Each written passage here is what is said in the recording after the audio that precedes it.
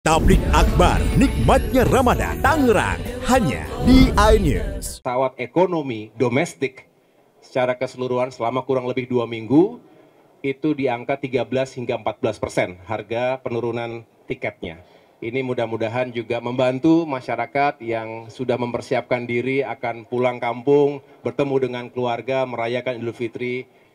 Yang pertama tentu kami, para pembantu Presiden, berupaya yang terbaik untuk bisa menjalankan apa yang menjadi arahan Bapak Presiden Prabowo Subianto, di mana beliau senantiasa ingin menghadirkan kebijakan yang pro rakyat, termasuk dalam rangka menghadapi masa mudik Lebaran tahun ini.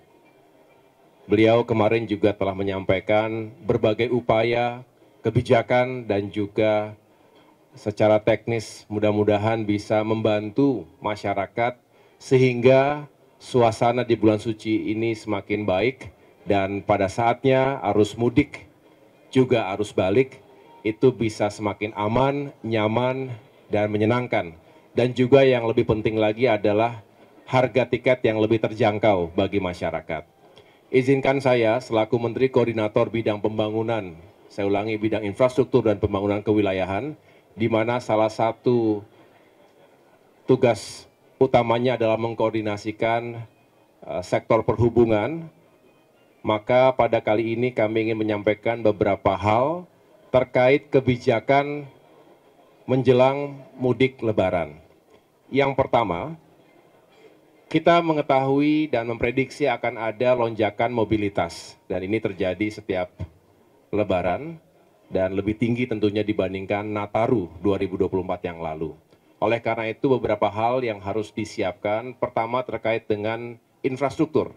Infrastruktur jalan, baik jalan tol, jalan non-tol, dan berbagai fasilitas pendukung transportasi, baik darat, laut, udara maupun perkereta apian, ini juga harus kita pastikan. Menteri Perhubungan, Menteri PU setiap saat berupaya untuk menghadirkan fasilitas yang semakin baik, termasuk juga posko-posko keamanan, posko keselamatan, juga posko kesehatan yang juga harus dihadirkan di sejumlah titik. Ini juga kita khususkan di lokasi-lokasi yang berpotensi terjadi kecelakaan, rawan kecelakaan selama ini secara statistik, maupun juga potensi bencana. Yang kedua, kami juga ingin memastikan adanya optimasi layanan transportasi. Ini multimoda. Kita ingin menambah flight, kemudian juga kereta api, dan pelabuhan serta kapal-kapal kita juga dipersiapkan lebih baik lagi untuk menunjang mudik Lebaran.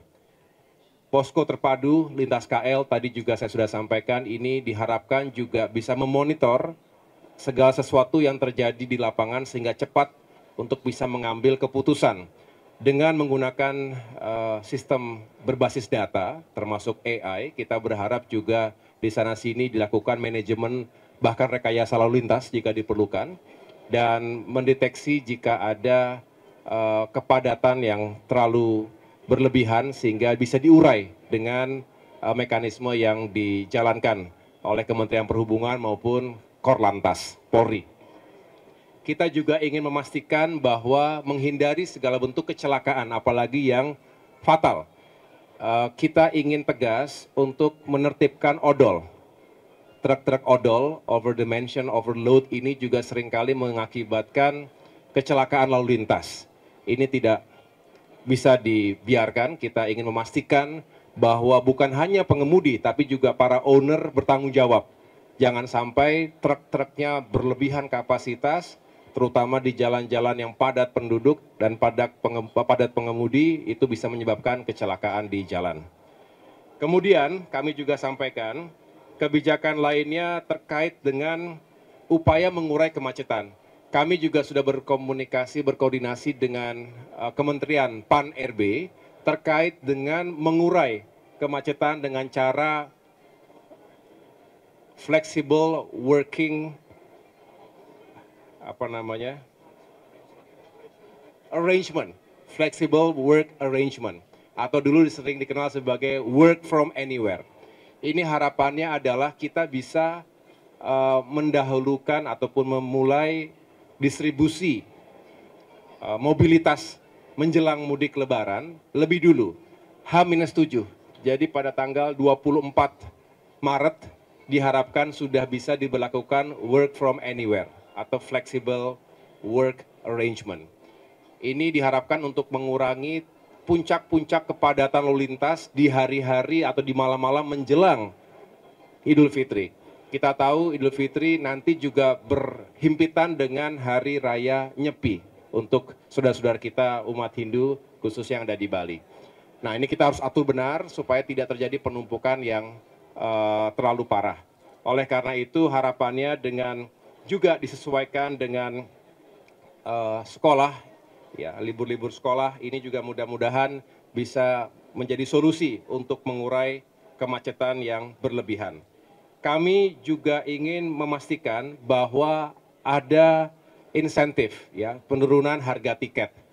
Nah, kali ini kami ingin menyampaikan kepada masyarakat bahwa dengan berbagai upaya yang dilakukan oleh Kementerian Perhubungan, Kementerian BUMN khususnya, termasuk juga semua yang terkait atau sebagai stakeholders di bidang industri penerbangan, kita berhasil secara umum menurunkan biaya atau ongkos ke bandar udaraan, lalu mengurangi harga aftur di 37 bandara. Kemudian fuel surcharge itu juga bisa dikurangi sehingga itu sendiri agregatnya bisa seperti penurunan harga tiket di masa Nataru. Tapi yang lebih membahagiakan, terima kasih kepada Ibu Menteri Keuangan, kali ini ada insentif tambahan dari pemerintah berupa PPN. Sebagian ditanggung pemerintah sebesar 6%. Ini yang akhirnya secara agregat mudah-mudahan pemerintah bisa menurunkan harga tiket pesawat ekonomi domestik secara keseluruhan selama kurang lebih 2 minggu itu di angka 13 hingga 14% harga penurunan tiketnya. Ini mudah-mudahan juga membantu masyarakat yang sudah mempersiapkan diri akan pulang kampung, bertemu dengan keluarga, merayakan Idul Fitri di kampung halaman masing-masing. Itu yang menurut saya bisa saya sampaikan.